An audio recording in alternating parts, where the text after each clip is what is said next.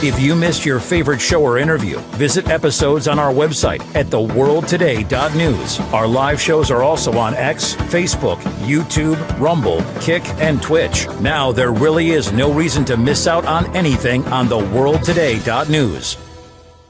For The World Today, this is James O'Neill.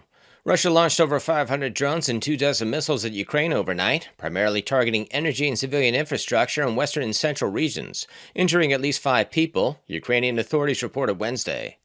President Volodymyr Zelensky called the strikes demonstrative, urging tougher sanctions against Moscow's war economy. Despite U.S. President Trump's peace efforts, Russia continues its offensive along the 620-mile front. Zelensky has accepted Trump's ceasefire proposal and possible talks with Putin, though the Kremlin raised objections. Meanwhile, Putin met Xi Jinping, Kim Jong-un, and Narendra Modi in China. Zelensky traveled to Denmark, Kyiv, and Paris for military and diplomatic support. Belgium announced it will sanction Israel and recognize Palestine as a state at the UN General Assembly, contingent on Hamas releasing hostages and ceding Gaza control. Foreign Minister Maxime Prévost outlined measures including banning West Bank settlement goods and designating certain Israeli ministers, Hamas leaders, and violent settlers as persona non grata. The move aligns Brussels with Britain's Labour government in countries like France, Spain, and Norway. Israel criticized these nations for rewarding terrorism. Minister Itamar Ben-Gvir warned Europe would face consequences for being manipulated by Hamas. Russian President Vladimir Putin thanked North Korean soldiers for aiding Moscow's forces in repelling Ukrainian incursion in Kursk region during talks with Kim Jong-un in Beijing. Putin praised their courage and heroism, calling it a joint fight against modern neo-Nazism. Kim responded that under the 2024 Comprehensive Strategic Partnership Agreement, which includes mutual defense clauses, North Korea sees it as a brotherly duty to support Russia. He pledged continued cooperation, affirming confidence in Moscow's victory. Treasury Secretary Scott Bessent said August tariff receipts had a record $31.37 billion, bringing to-date revenue to $183.56 billion. He projected annual tariff intake could exceed $500 billion, citing progress on deficits, while the CBO estimated Trump's tariffs could trim federal deficits by about $4 trillion over a decade. A setback followed. The Federal Circuit ruled 7-4 that most tariffs exceeded presidential authority under IEEPA, though duties remain until October 14th as the administration seeks expedited Supreme Court review. President Trump warned lifting tariffs would be a total disaster, claiming they drive investment. Bessent said alternative legal authorities could sustain import taxes if IEEPA fails, arguing persistent trade imbalances pose economic risks. British Prime Minister Keir Starmer admitted he would not want a migrant hotel near his home, acknowledging public anger as over 32,000 asylum seekers are housed in 200 hotels nationwide. While pledging to shut the scheme earlier than 2029, Starmer gave no timetable, stressing he wants hotels emptied. His government argued asylum rights outweigh local objections, overturning an injunction against Epping's Bell Hotel after an alleged assault by a migrant. The Court of Appeal barred further appeal, fueling criticism of bias. At least 19 other councils plan legal challenges. At today's House Judiciary Committee hearing, Representative Jamie Raskin questioned Nigel Farage about threats to free speech. Any other day, fine. Oh, I see. Who gets to decide that? What I think actually is something that is embedded in the country, something that is absolutely fundamental to. That's why we have a written constitution. You might take that idea back to the UK with you. Well, because the freedom of speech applies 365 days a year here under the First Amendment, not 364, 363, depending on some politicians heckling the government and telling them to shut down free speech. We have allowed mass pro-Gaza demonstrations in London, weekend after weekend. No thanks to you. Weekend. All right, let me change. This was let me try another one. particularly sensitive day. That's all. This has been James O'Neill for The World Today. If you missed your favorite show or interview, visit episodes on our website at theworldtoday.news. Now there really is no reason to miss out on anything on theworldtoday.news. First of all, Oliver Boyd-Barrett, thank you for joining us. Yes, hi. Thanks for having me, Mike. Good to see you again. Yeah, and likewise. The peace talks, have they stalled? Yes. Yes, they have stalled.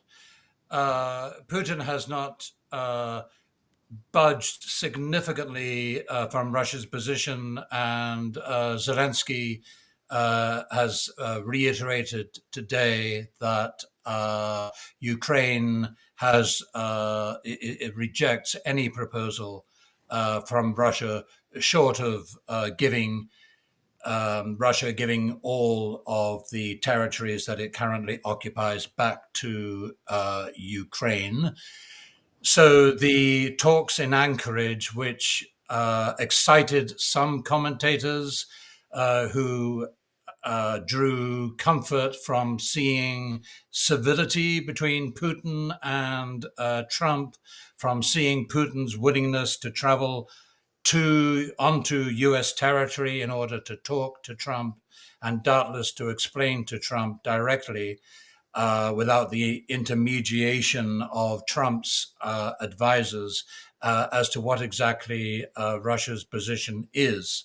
I think there is some element of doubt and uncertainty as to whether Russia is prepared to, in the event of Ukraine agreeing to withdraw all of its remaining troops from Donetsk and Luhansk, that Russia would accept a ceasefire in Zaporizhia and Kherson along the lines of the current conflict. But if that's true, and there's a lot of uncertainty, and I think this is partly has to do with translation and what people are prepared to read into the things that politicians say. But at the very least, I would say for sure that if that is Russia's position, it is a temporary position. In other words, in the event that Russia was to agree to a ceasefire along the current lines of conflict in Kherson and Zaporizhia, that would be temporary. That would permit a ceasefire to occur, but that the final resolution for a permanent peace settlement would require the withdrawal of Ukrainian troops from Kherson and Zaporizhia completely. And may I just quickly add, there is an interesting sidebar to all of this, because in the most recent comments I'm listening to with respect to the possibility of some form of ceasefire along the lines of current conflict, not many people seem to be picking up on the fact that if, and it's a big if Russia is actually contemplating making such a proposal to Ukraine. By the way, I'm not sure that, I think it's very unlikely that Ukraine would accept that. But if Russia was to make such a proposal to Ukraine, then Russia actually ends up with not just the 4 oblasts that it has already formally integrated into the Russian Federation. And by the way, if it was to give up, that would have to be the result of a constitutional debate and a parliamentary constitutional decision within Russia. But Russia would also benefit from significant portions of Kharkiv and of Sumy and of any other parts of Ukraine that Russian troops currently occupy. So that's kind of interesting, because it could suggest that if Ukraine were to go down that route, and who knows, in a few months, Ukraine may not have any options at all, and I think that is highly likely. When it comes to Ukraine not having any options at all, I think it's quite possible that and at the rate at which Russia is now trying to speed up its seizure of the remaining parts of Kherson and Zaporizhia that it does not currently control, then I think Ukraine may very well be forced into a deal which will hand Russia more territory than the 4 oblasts plus Crimea, which up till now has been the bottom line for Putin, for the Kremlin. Does Putin actually want any more of Ukraine? It's not what you call I mean, it's certainly rich with minerals and stuff. But if I can recall correctly, his original peace deal was Crimea, and there's 4 oblasts, as you would say, but and no NATO troops in Ukraine at all, and not to be part of NATO at all. I thought his first iteration of his demands were a lot less than what you're saying there, and so I don't know whether he wants any more of Ukraine. No, I don't think initially there was any desire to go as far as the situation has now brought us. Right, if we go back to the peace negotiations of 2022, I think that the situation could very well have been resolved with Russia taking Donetsk and Luhansk. There wouldn't have been any talk at that time about Kherson and Zaporizhia. And there may even have been scope at that time for a return to the Minsk agreement, which would have left Donetsk and Luhansk as more autonomous components of a federalized Ukraine. So every time that Ukraine has refused to negotiate seriously with Russia, Ukraine and the West, of course, have lost ground very significantly. They keep on doubling down into loss. And after the recent summit with this Shanghai Cooperation Organization Summit, SCO, what we saw there was just, I thought it was a magnificent piece of diplomacy on display, and how countries should operate and act. And the ones that come to mind is the meetings between Xi, Modi and Putin. And if you take a step sideways, I can't see a whole lot of that with Trump and his peace negotiations with the universe and there beyond. So maybe Putin, I don't know. I think Putin's a very good diplomat and a very good leader at the moment, and he's not perfect either, too. So I'm not saying he's going to be become a saint and go to heaven, but he is. As a diplomat and as a leader for his country, he's much better than most of those around him. But I'm just thinking though, Donald Trump was up there. He was going to, another Nobel Prize. The world universe, as I said before, past the universe, we're going to recognise him as President Peace. It seems though that he's taken a step back, and that he's left his underlings to continue his work. And I won't say good work because it's not so far. Yeah, the story that I've heard is that one of the reasons why Trump is so annoyed with India is because he wanted Modi to propose Trump for the Nobel Peace Prize, and Modi was furious because Trump keeps on claiming that it's all due to him that that India and Pakistan agreed a ceasefire, when in fact India claims, I'm not in possession of all of the facts, but India, from India's point of view, it was Pakistan that came cap in hand to New Delhi, pleading for a ceasefire, and that whatever Trump thought he was doing had very little influence. But may I say, with respect to the SCO, the Shanghai Cooperation Organization, and the recent meeting of Xi Jinping and Putin and the leader of North Korea, may I say first of all that it puts into the it kicks into the weeds, doesn't it? In my view, the significance of anchorage. Many of my sort of commentariat colleagues here in the United States seem to take enormous comfort from anchorage.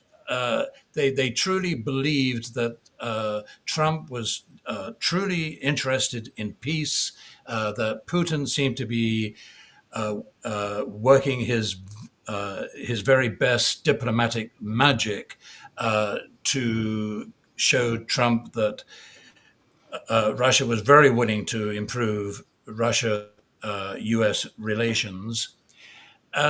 In part, and in part, the optimism that all of this seemed to generate for a few days at least, here in even amongst the alternative commentariat I'm talking about, I think sort of seemed to rest on the idea that there were enormously exciting economic possibilities, perhaps in terms of cutting new transport routes through the Arctic, perhaps joint oil and gas initiatives, things of that kind.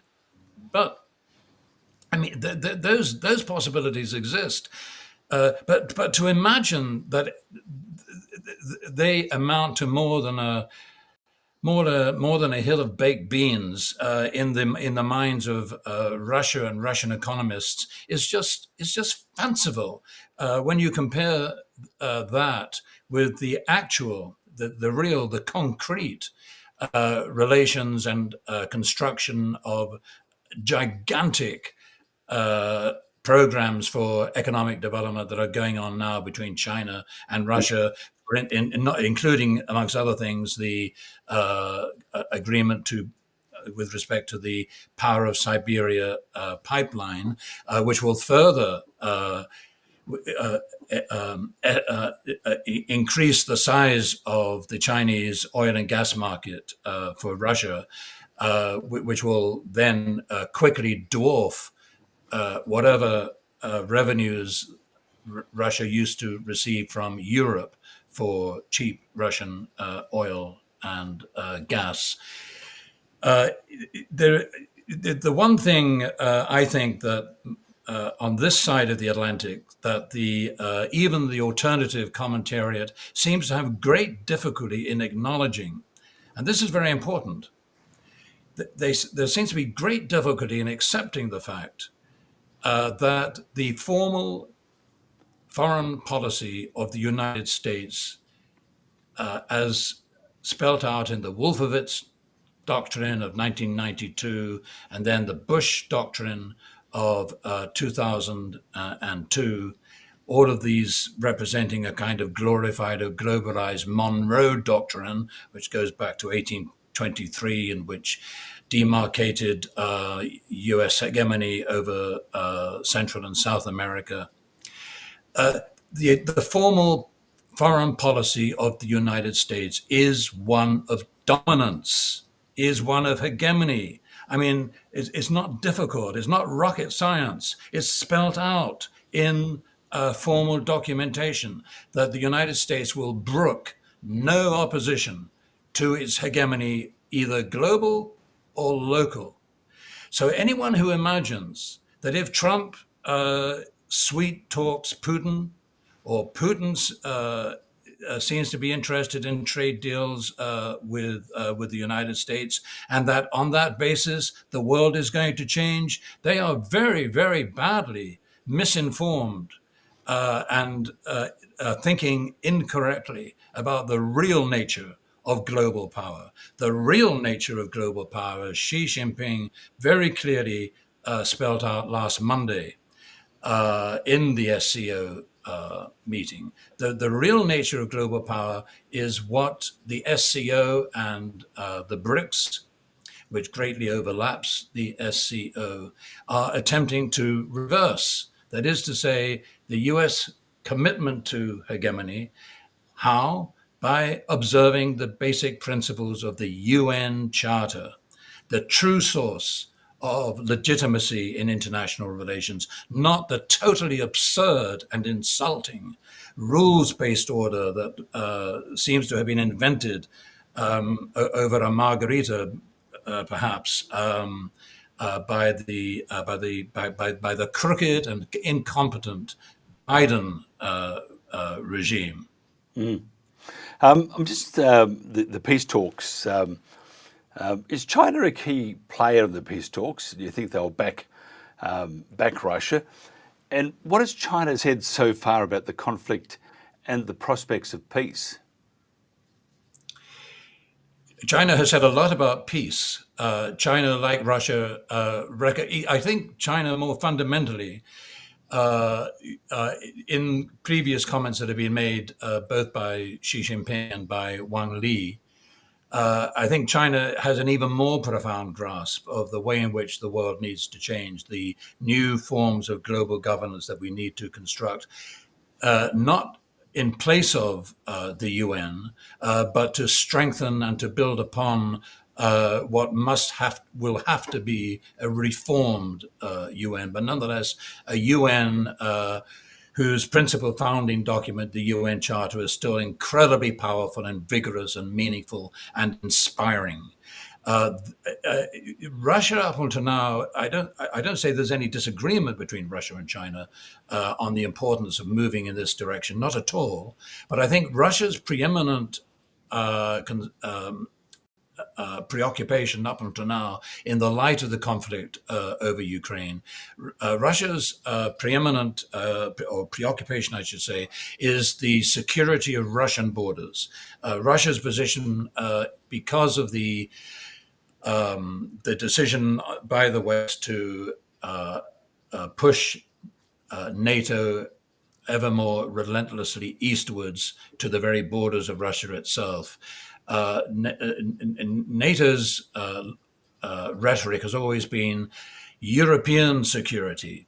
And Russia's retort is, well, yes, everyone is entitled to their own security and to doing what they have to do in order to create that security. But you cannot, under international law, you cannot build your security at the expense of anyone else's security. And your security, NATO, you're defining your security in such a way that it is a direct, a very aggressive and overt and articulated threat to the existential security of Russia. You even have published documents from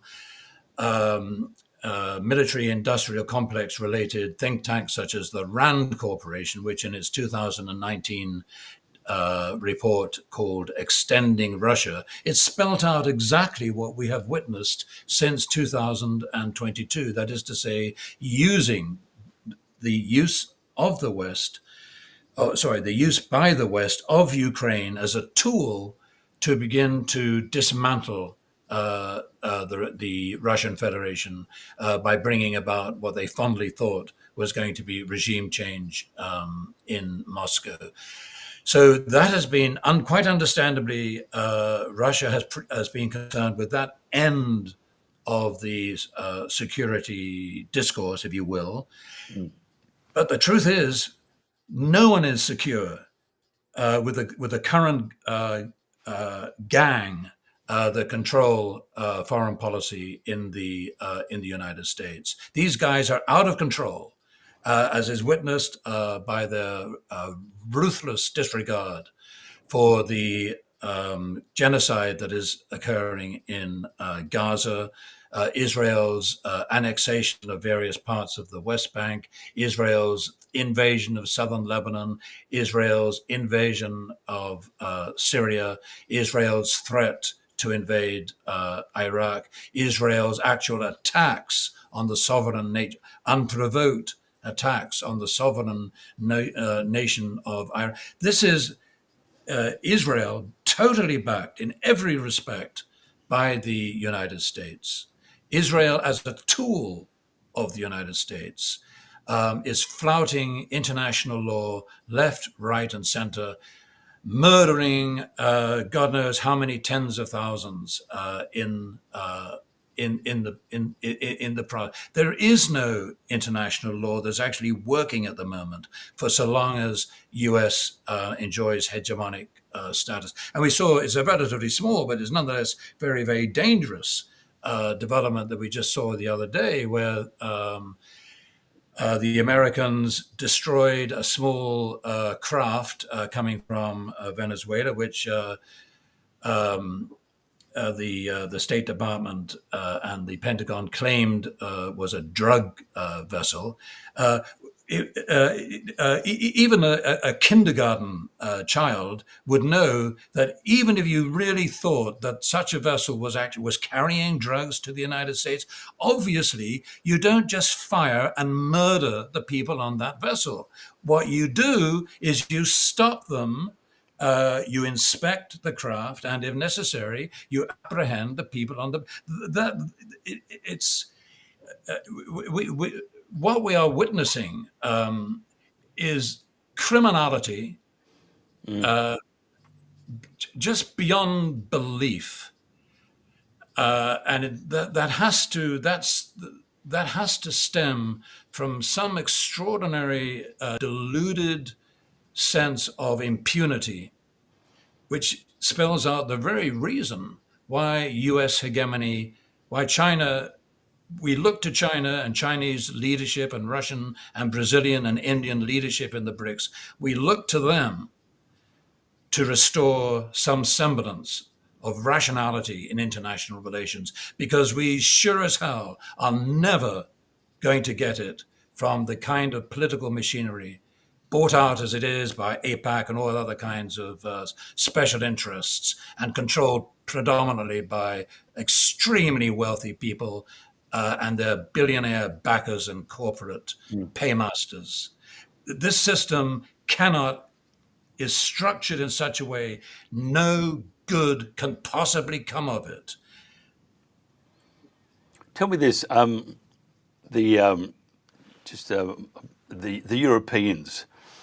I mean, perhaps, and it's a pity. I mean, I shouldn't say this, but I don't mean this really much. Well, maybe I do. It's a pity the European leaders weren't on that boat, because the world would be a much better place. France, for example, Macron. Truly, you should put a macaroon there instead of having Macron, because he can't work out the difference between a peace talk and a ceasefire talk. And then we have the Europeans delivering threats, because they're going to march in there with their wooden shoes, and they're going to bring peace to the region. But in doing so, either they'll borrow and give to Zelensky, or we'll bring peace to the area. But what's Donald's phone number? We'll give him a call just to help us out. The European nations, I mean, truly, we all knew that the EU was wacky anyway, but they're outdoing themselves at the moment, aren't they? Yeah. First of all, with respect to the so-called coalition of the willing, which I much prefer to refer to as the coalition of the brain dead. They're incompetent, and we have you're frozen at the moment because they're listening. It's very evident to all parties concerned that insisting on NATO boots on the ground as some form of peacekeeping force following a ceasefire or following a peace agreement, it is a total non-starter. You can't possibly expect to achieve a peace agreement if that is one of the conditions of the peace, because we know in advance that Russia will never, ever accept it. And why do we know that? Is because one of the single most important demands of Russia is that Ukraine be neutral, that it not be a member of NATO. So that's where the farce begins, and now we have this talk about boots on the ground. We were told a year or so ago that the number of boots that we would need for such a peacekeeping force would be in the order of 50,000 to 100,000 troops, and yet. In point of fact, the entire assembly of the European Union seems to be only able to come up with somewhere between 10 and 20,000 troops, and they're beginning to talk more about air support and sea support than they are troops on the. But this is also just total nonsense in the light of the very grave, perhaps imminently fatal. Economic problems that are mounting for some of the most powerful countries of Europe, in particular France. We may find as early as September the 8th, which is only Monday, We may see on Monday, we may see the fall of the current French government, if, and this I think seems likely, if the current Prime Minister is unsuccessful in securing passage of the latest budget, which involves a massive increases in military expenditure, gross cuts in social welfare expenses and that kind of a thing. This could lead to the fall of the government. The finance minister has indicated that it may even lead the French government to go, or the French to go cap in hand to the IMF, of all people. In Britain, we got the same story about a possible return to dependence on the IMF, which in effect is a kind of further dependence on the United States. Germany, we know, is deindustrializing because Germany shot itself in both feet and both hands and both arms and in the head by allowing Biden to, one way or another, to destroy Nord Stream 2 and to cut off Germany from cheap Russian oil and gas, which was the very basis of its economic power. And Germany is talking about the Merz, the clown. I think we can call him that because he just does and says extremely clownish things. He's talking about borrowing, it's at least €1 trillion to rearm Germany. How about that? Rearm Germany, bring in the Reich. And why? Well, why? Well, because Merz claims that Russia is a threat. When did Russia ever threaten Germany? When did Russia ever threaten Germany since World War II? When did Russia even threaten the west of Ukraine? When did Russia even threaten Poland? None of these things. There's no documentation, no evidence for any of these mad assertions that are coming out from Berlin right now. And there's Merz talking about mobilizing, and they haven't quite introduced conscription, but he's made it very clear that Germany is definitely willing to entertain the possibility of conscription if that's what it takes to hold back the Ruskies. He's allowing the United States. He's agreed to the United States to allow them to use Germany to place long-range missiles pointed at Moscow. This kind of thing. The pitch, unless, and this I think would be a really probably a good outcome, unless some of these governments actually do fall within the next few weeks and months, and I think that is a very strong possibility. But if they don't fall, then what we're going to see, partly because these people like Starmer and Macron and Merz, they need to distract their own populations by the theater, by the drama that they like to pretend is happening out from Russia, and that they like to pretend is a real threat to Europe. Well, this pretense, this theater, this drama could actually induce the very monster that it fears. I mean, I don't like to describe Russia as a monster because that's sort of falling into a 200-year-old trajectory of European propaganda about the Russian threat. But if Europe is looking for a monster, it's doing everything it possibly can to create that monster. Yeah, even in Australia, what's his name? Our Prime Minister truly should not be a Prime Minister. Let me tell you, he makes Macron. He makes him look like Sylvester Stallone. I mean, this guy is truly he's terrible. But anyway, he says, "I would never talk to Putin." I mean, there's a guy that really knows how to handle the international stage. I mean, I'm not going to talk to him. I don't like him because of the Ukraine thing. And they still push and pedal that we're fighting for Ukraine's democracy.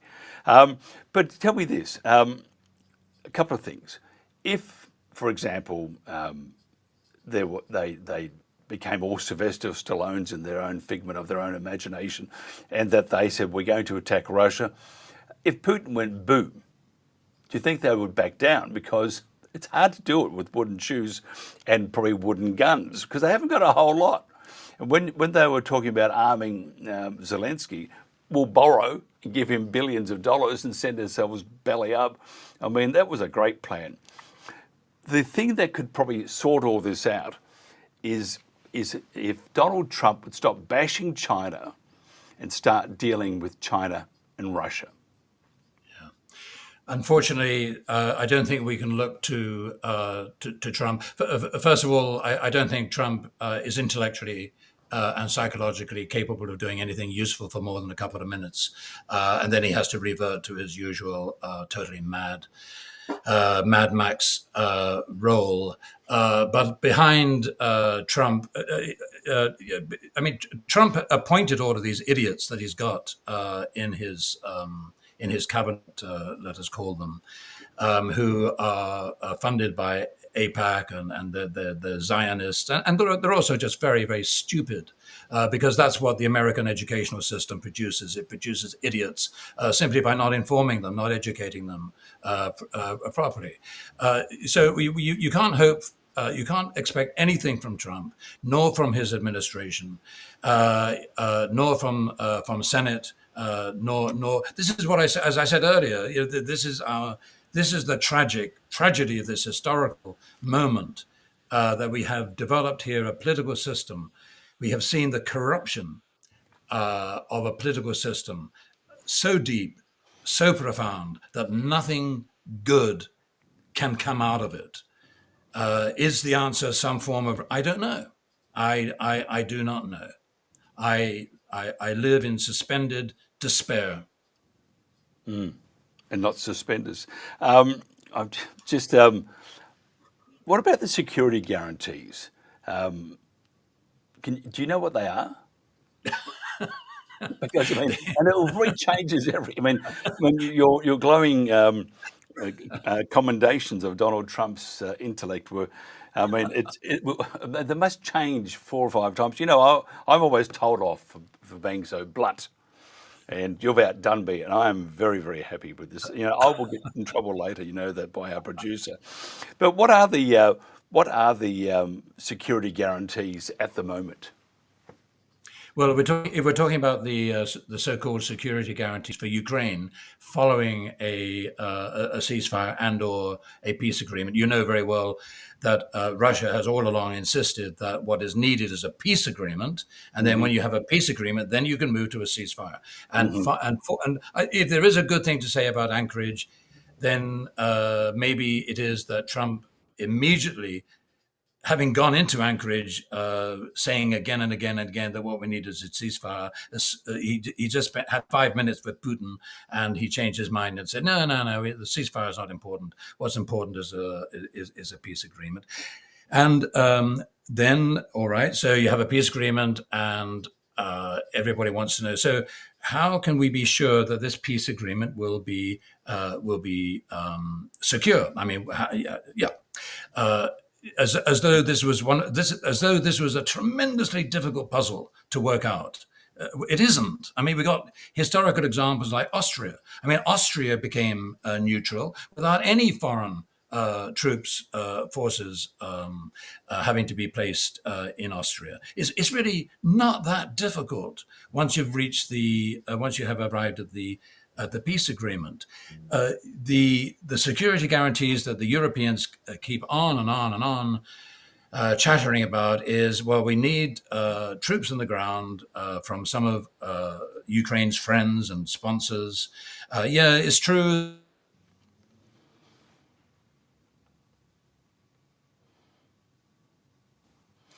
We've lost it again. Yeah, well, they're all negatives of Western Ukraine to make sure that the Russians don't violate. So the presumption always is that it's going to be the Russians that are going to violate whatever security guarantees are given. Well, that for a start is part of the problem. This one-sided perspective that the Europeans are totally wedded to, the refusal to recognize that Ukraine is highly likely, very likely, and we know this because we've seen it happen time and time and time again over the last few years, where some kind of movement towards peace is achieved, or there's some kind of temporary this, that, or the other, and then who is it who breaks it? Is nearly always Ukraine who breaks it. And what is the real motive for Europe to want to see NATO boots on the ground in Western Europe? Surely it is to, first of all, to give Ukraine the money and the time to rebuild build its forces, to rebuild its. And the Europeans are totally explicit about this. It's not as though they're trying to hide this nonsense. They're looking for this supposed ceasefire or peace agreement as a sort of temporary little period when they can rearm Ukraine so we can start the entire mess all over again. Well, Russia understands this nonsense very, very well. This is largely, and of course, all along have insisted that that Ukraine remain neutral, that Ukraine not ever be allowed to join NATO. I'm beginning to wonder really why they're worried about it, because I'm thinking that NATO itself has just become so absurd, such a clown itself, that does it have a future anyway? And I'm also a little bit dubious about Putin's reassurances from time to time. He speaks the truth that Russia has never opposed the idea of Ukraine in joining the European Union. But surely Vladimir Putin would have noticed that over the last year or so, the EU under Ursula von der Leyen, I like to call her Ursula fundamentally lying. Von der Leyen. Under this leadership, there's barely any blue water to be found between the European Union and NATO. So I personally think, but of course, who am I? I'm slightly bewildered why Putin even bothers to continue offering this reassurance that Ukraine can join the European Union, because that's almost the same thing as the Ukraine being allowed to be part of NATO. But no sensible member of the European Union wants to touch Ukraine with a barge pole. Who would want Ukraine in the European Union, really? I mean, if they really wanted Ukraine in either NATO or the European Union, couldn't they have done this, 10 years or so ago? No, of course not, because they know that Ukraine is trouble. Ukraine is going to consume immense resources that should be going for better uses and to more deserving people in other parts of Europe than the totally corrupt machine that's now commandeered by the dictator Zelensky, the permanently non-elected.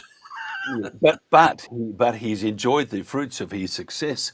I see that his wife, I mean, it's about 3 months old now, but his wife had bought herself an $18.5 million Bugatti, which is pretty interesting to say the least. I've just disappeared on my. Can you see me? I'm not too sure if you can see me at the moment. Yes, I can see you fine, Mike. Yep. Yep, I've just disappeared here. So Cam's pushed. Oh, there I am. Oh, not all of me is here, but Cam's just pushed the button. Anyway, I can see that the Bugatti, $18.5 million, which I don't disbelieve. That's a very nice car, and if you've got a few million or billion lying around that you need to get rid of quickly, there's one way of doing it. Where do you see the whole thing? From our conversation today, where do you see the whole thing finishing up? I think that Trump most certainly does want to.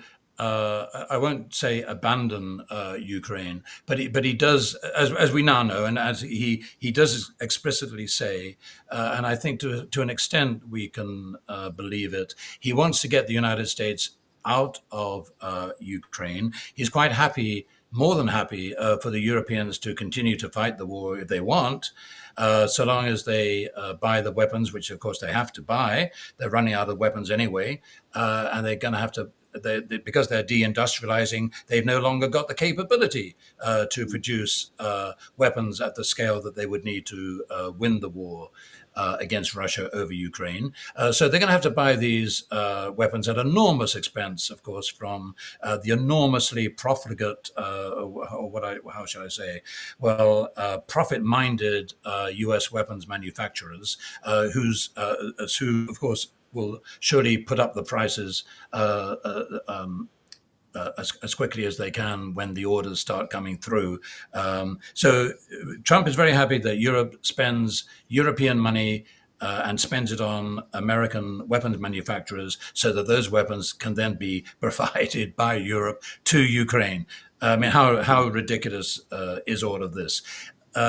Trump's or a Pentagon advisor, I think he's an assistant secretary of state, Eldridge Colby, said the other day he was talking in favor of how American wars need to be sequenced. So, I mean, they actually talk like this in public, these guys. There's such a amazing sense of impunity. It doesn't matter even telling the enemy exactly what it is you intend to do to the enemy, because you just feel so powerful. You can just lay it all on the table so they can see. So people like Eldridge, Sorry, we just dropped out again. We're having a bad night tonight. Oliver, can you hear us?